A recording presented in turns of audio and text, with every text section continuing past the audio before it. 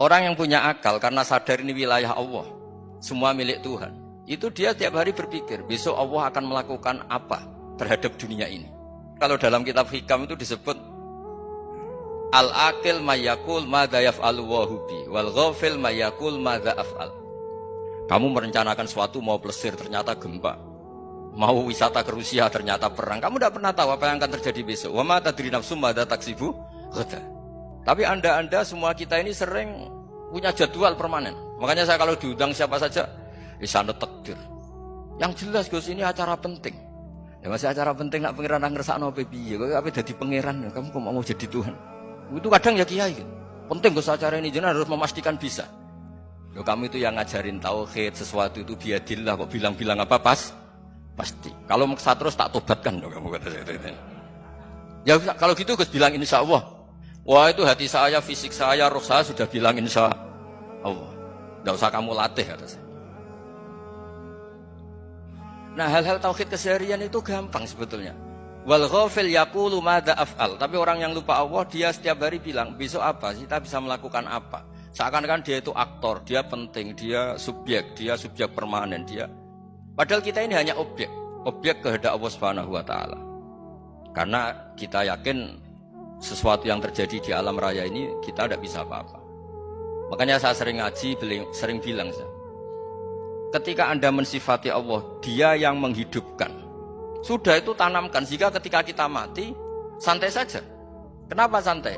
Allah punya cara menghidupkan kita. Zaman kita hidup juga gak tahu caranya ngelola jantung, ngelola paru-paru. Kamu juga gak tahu ngelola oksigen yang tidak beracun, tidak mengandung polusi. Tahu-tahu hidup. Gak ingin tua ya tahu-tahu tua, gak ingin mati tahu-tahu mati. Selama ini kita hidup juga agak tahu apa sebetulnya. Hanya gaya tok, punya jadwal, punya planning. Kalau kamu bisa menentukan pilihan Anda, pasti Anda istrinya cantik, 4 neriman semua, qanaah semua. Nyatanya enggak kan? Sudah 1 jelek, cerewet. Wah itu kan, nyatanya enggak bisa apa-apa Anda kan? Dan kamu bawa mati lagi. Itu kan. Istri Anda juga gitu, punya keinginan, punya suami yang ganteng, yang jabat, yang neriman, yang enggak poligami. Ya enggak kesampaian juga. Kalau kita ngitung tingkat kegagalan kita itu gagal terus. Ya kan? Nah, terus ingat Allah. Madza yaf'alu wa hubi. Orang yang punya akal selalu berpikir Allah itu menghendaki apa terhadap saya. Dengan sama-sama orang gitu. Ngelihat orang yang serius, itu kata Anda itu pemikir berat, serius. Senang punya tokoh yang merengut karena kamu anggap serius. Tapi sebagian orang anggap orang yang serius itu wong merengut, wong masam, wong muka kok ditekuk. Jadi sama itu hati ya muqallibal qulub tsabbit qalbi ala dini, karena kita enggak tahu cara berpikir kita tentang orang lain, tentang sekeliling kita.